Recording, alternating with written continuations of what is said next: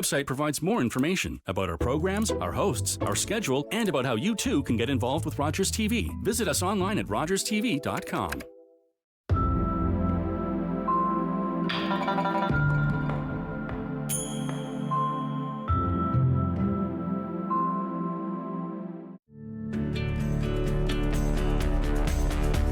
This program is brought to you by Rogers Xfinity, connecting you to more of what you love. Visit Rogers.com for more details.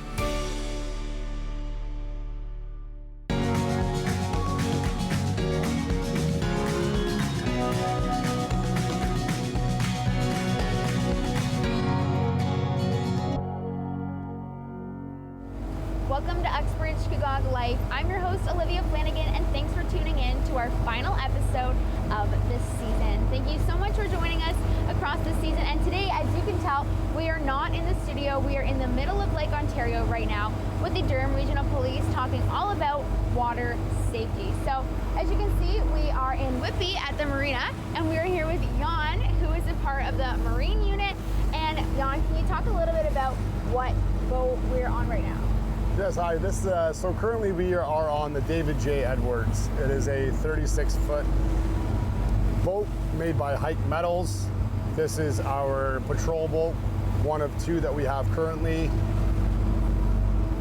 Now, how much area do you say that you would kind of survey with this boat? So with this boat, strictly stays in Lake Ontario, and we'll patrol out to Bluffers Park, all the way down to Coburg and down to the border of the United States. Wow, and you also said you sometimes go up to Scugog and stuff too? Yes, that's correct. Yeah. So we also patrol a third of Lake Simcoe, and we patrol Lake Scugog as well with our 26-foot Zodiac. Cool.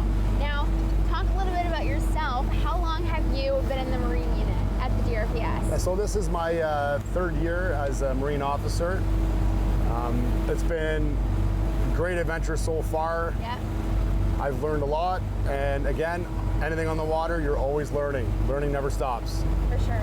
Now, what would you say is your favorite part about your job?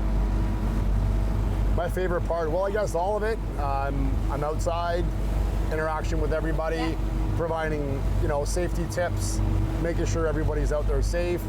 And of course, when people are in need and we go out there and provide them assistance. Yeah, for sure. Now, what would you say a day-to-day looks like for you in your position? So a day-to-day, well, there's lots of maintenance, vessel maintenance. Yeah. So depends, we switch it up every day, whether we're down in Lake Ontario or go up to Scugog. But the days are, they're long, they're grueling at times, but especially when the weather gets really warm and the sun's shining down. So, being out in exposure all day long definitely is draining, but it's very enjoyable at the same time. Yeah.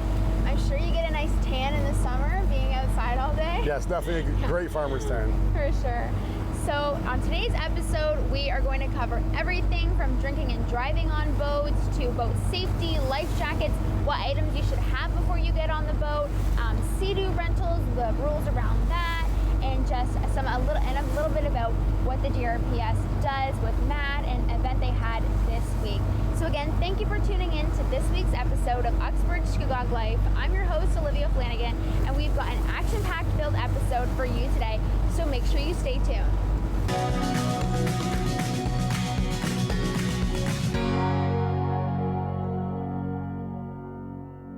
Hi, my name's Scott Dennis, host of the Sports Report here on Rogers TV Durham.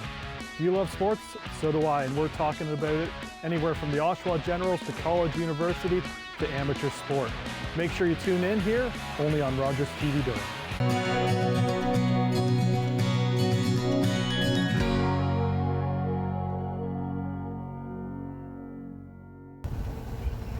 Welcome back to Uxbridge Scugog Life, and thanks for tuning in to this week's episode. I'm your host, Olivia Flanagan, and we are in a different studio today.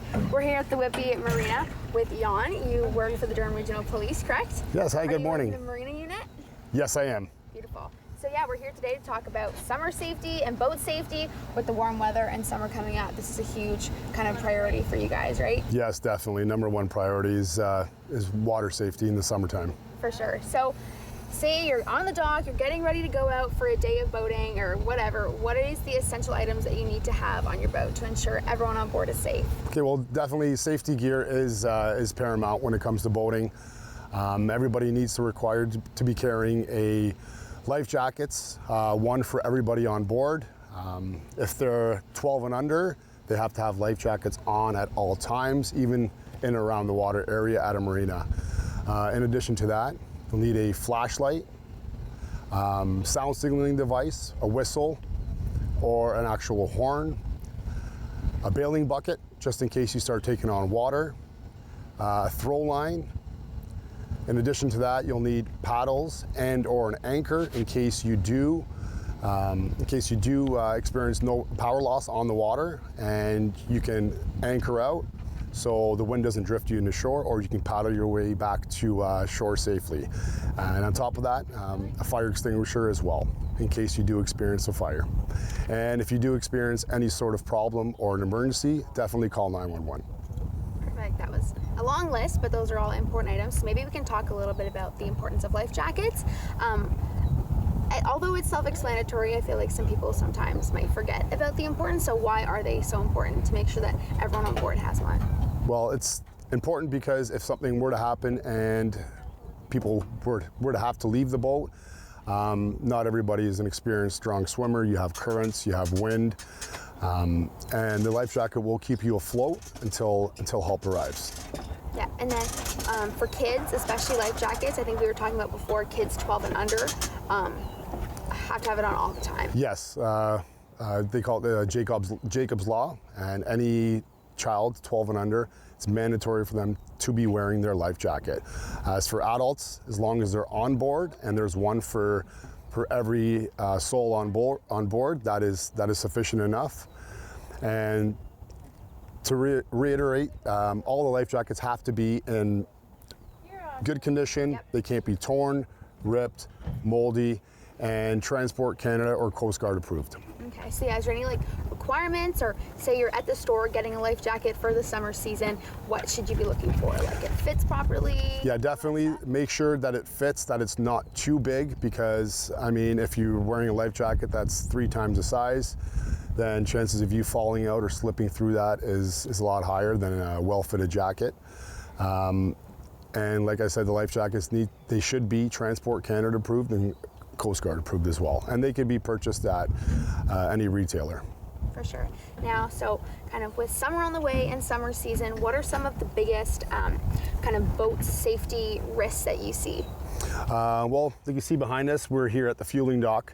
A lot of people think of it, no big deal fueling up your vessel, Yep. But it's very important because there have been explosions and fires in the past at certain marinas. The key important factor is when you are fueling your boat, make sure the power is off. Make sure nobody is on board. Everybody steps off the boat while it's being fueled up. All the windows and doors are closed, and the key factor is making sure the power is completely shut off to the boat. Awesome. Now, is there any other kind of summer safety risk when it comes to later on we're going to talk about drinking and boat driving, but any more just with holidays and stuff, any other risks that would you say come about in the summer specifically? Yes, just to make sure everyone's educated themselves properly. Operating a motorized vessel requires a PCOC, Pleasure Craft Operator's Competency. It's not a license, it just shows that you have the basic understandings. The learning never stops when you're on the water. Safe speed is definitely a factor. In addition, always tell somebody when you're going out, especially if you're going out by yourself. A sail plan is very important. Let them know where you're going, what time you're expected to be back, who you're going out with, and contact number. Yeah, and I feel like everyone promotes never swim alone, always if you're going swimming, swim with a buddy, so that should be the same for... Yes, definitely. I mean, with fishermen, they go out by themselves. Definitely on top of that, if you have a VHF radio, it's a very good source to communicate in case of an emergency, or definitely bring your cell phone. Sometimes, depending on how far you go out, the cell phone, the range with the towers isn't the greatest, but definitely give somebody a plan and share the location with somebody that will be expecting you to return home safely. Yeah, and kind of going off that emergency topic, if someone finds themselves kind of maybe in an emergency within their boat, what should they do? If you find yourself in an emergency, definitely call 911 right away. Our dispatchers are really good with relaying the information to us, and we'll go out and we'll give assistance when needed, definitely.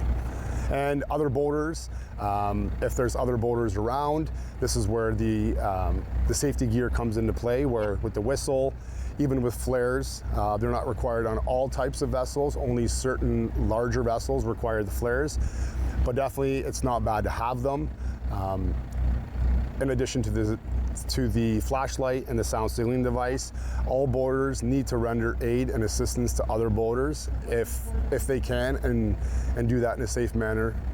If it doesn't actually put themselves into a high risk situation. Yeah.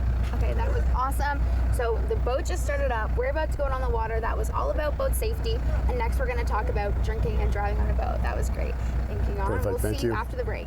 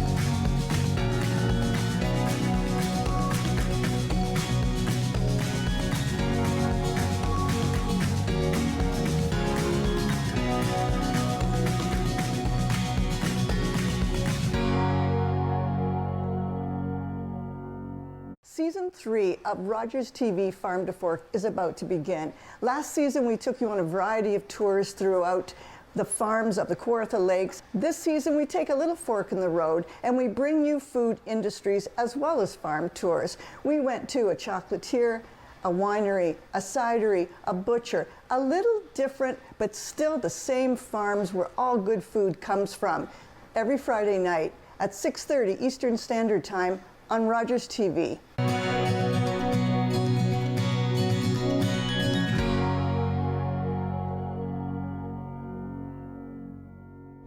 Welcome back to Uxbridge Scugog Life. I'm your host, Olivia Flanagan, and today we're here at the Whitby Marina talking all about summer and boat safety, and I'm here with Jan. You work at the marina, and you're kind of giving me all the information about all the boat safety this summer. So for this segment, we are going to be talking about drinking and driving. Now, is drinking and driving a boat ever okay? No, it's never okay. Never okay. So what are kind of the dangers? Just like a vehicle on the road, you're still operating a vehicle. What are the dangers of it? Well, the dangers, first of all, it is legal to be drinking and driving, operating a motor vehicle or a vessel. So the dangers, consuming alcohol on the water it actually affects you a lot more on the water. Equivalent, one beer would be equivalent to 3 beers in the water. With the sun coming down on you, the dehydration, the whole lake acts as a mirror, so that sun's reflecting on you all day, and with the motion of the water as well. It's definitely dangerous, and it's illegal to do. Yeah. Now, I actually didn't know that one drink equals 3 drinks on the water. Do you kind of know any science or anything behind that? No, Why? it's just kind of stats that I read into, and it's kind of a known fact that 1 will equal about 3 on the water. Yeah. So with summer and with the short time in Canada that we can spend outside, people want to have fun and do everything, but obviously drinking and driving is never the option. But why do you think that people do it, even though there's all the promotion not to? Well, I mean, regardless of the penalties always being increased, and everybody knows not to, but people still continue to do it, unfortunately. But again, when it comes to people's thoughts of the water, the first thing that probably comes to their mind is, I'd love to have a beer on a boat, sitting on the water with the sun shining down, but you can't be doing that. for sure. So if someone does decide to make that decision, what are the consequences or penalties for if they get caught? Oh, well, the consequences and penalties with that would be you would get charged with impaired operation of a conveyance, and that will lead to a court date. In addition, your driver's license will be suspended for 90 days. And that's your Ontario driver's license, right? Some people don't really know that because, you know, they say, well, we're operating a boat, but they go hand in hand, along with your boat being towed and impounded for 7 days. Yeah. So if someone is kind of on the water, maybe they're passing by a boat that looks like they're having a party, they've got open drinks, what do you recommend that people do to kind of ensure that everyone on the water is staying safe? Yeah, so in regards to that, if any boaters out there and they're concerned of another boat, their operator being impaired, you can definitely call 911. If you see something, definitely say something. We're out here trying to keep the waterways safe. It's open for everyone to enjoy, and impaired driving reduces, you know, people enjoying the actual water and activities in the summer. Yeah. So would you say that you do see an increase during like holidays, long weekends, maybe Canada Day? Yes, definitely. I would say there is an increase, of course, with the long weekends, with the nice weather. There's an increase of boaters and other people using the waterways, whether in motorized vessels, canoes, kayaks, paddle boards. And there's always an increase on the long weekends especially. So that's when we try to get out and, you know, we'll do our safety stops, make sure that everybody's behaving on the water and no alcohol is being consumed. Yeah. And while we're talking about motorized kind of boats, does any of the same rules apply for like kayaks or anything, like canoes?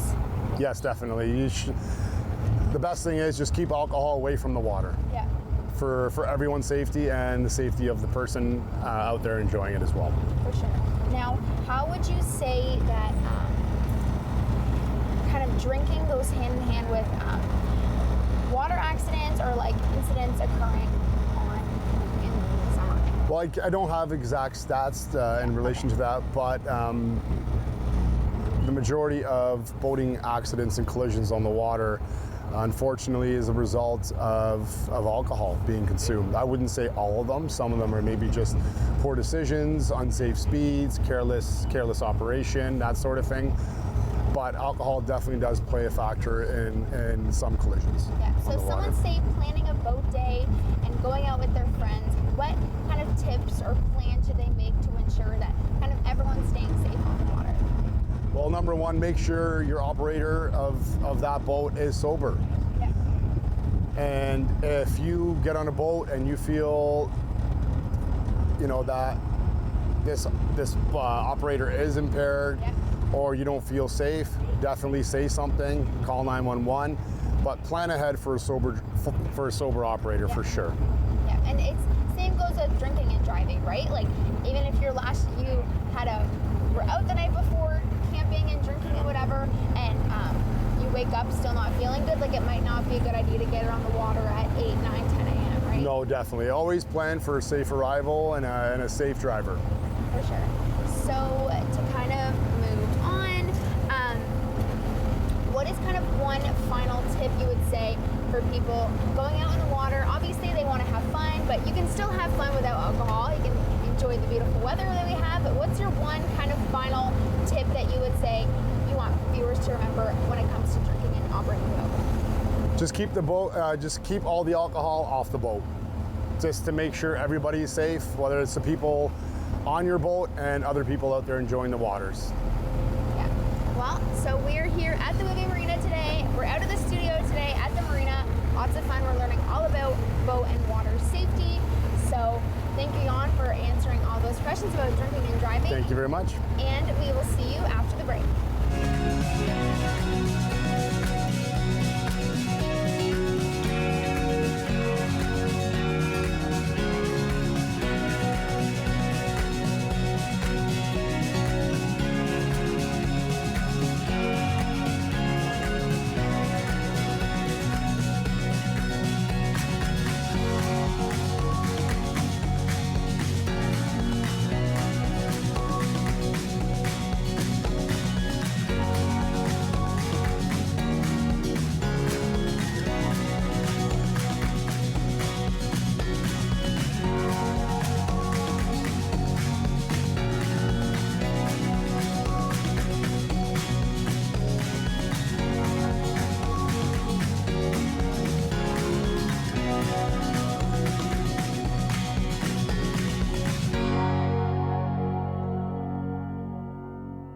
you a content creator looking to expand your audience and make your voice heard in your community?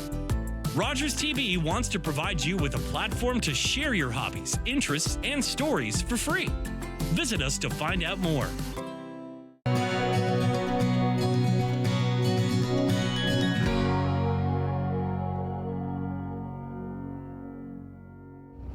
Welcome back to Uxbridge Scugog Life. I'm your host, Olivia Flanagan, and today we are out of the studio and we're here at the Whitby Marina with Jan, a part of the DRPS Marine Unit, talking all about drinking and driving on boats, water safety, and more. So Jan, thank you so much for joining me today and bringing us out on the marina today.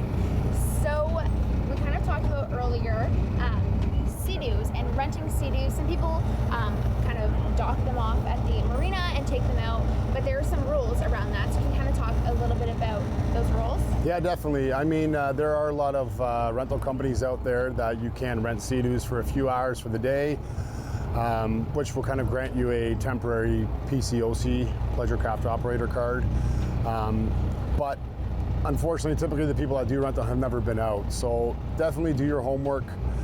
You can visit Transport Canada website for boating safety guide. Just get familiar with the rules of the water.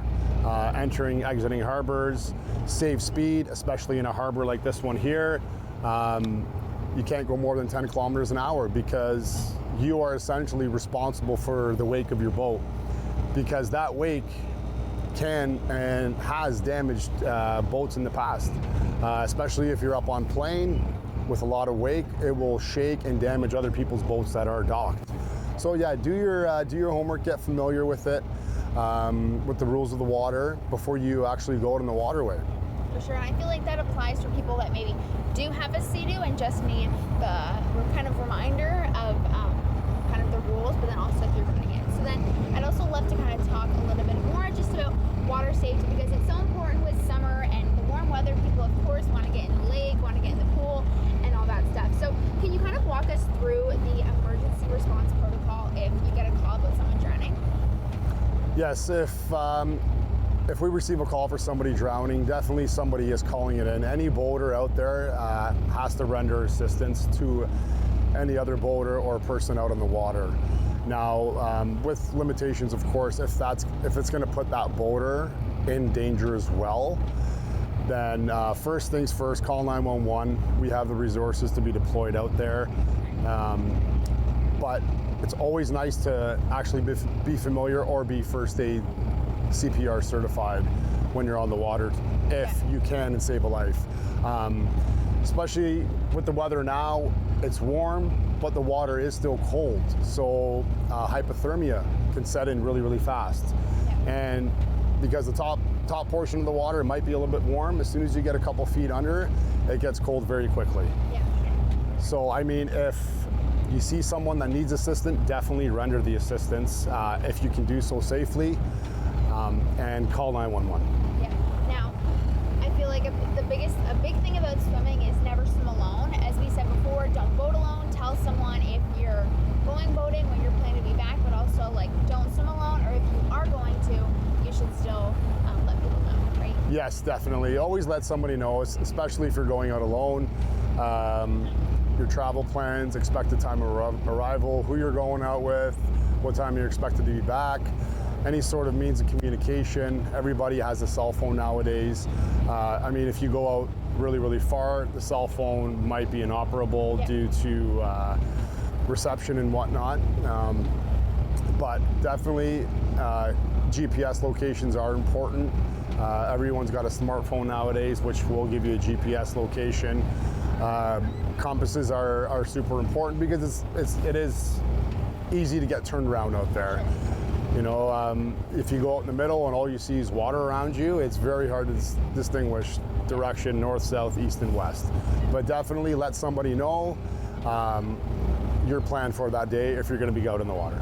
For sure. Now, so if families are kind of planning a beach day at the lake or even at the pool, what kind of tips do you have for maybe parents assessing the safety of water for their kids?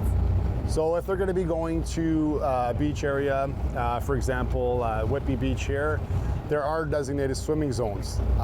Definitely adhere to those swimming zones because there are currents, there are undertows that could potentially pull you out and put you into a bad situation and very dangerous situation.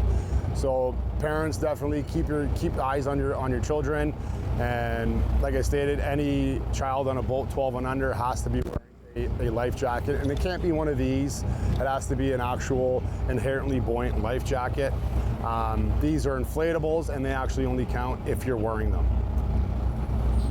And maybe we talked about life jackets in the first kind of segment, but maybe to go over it, what's the kind of like rule of thumb about life jackets?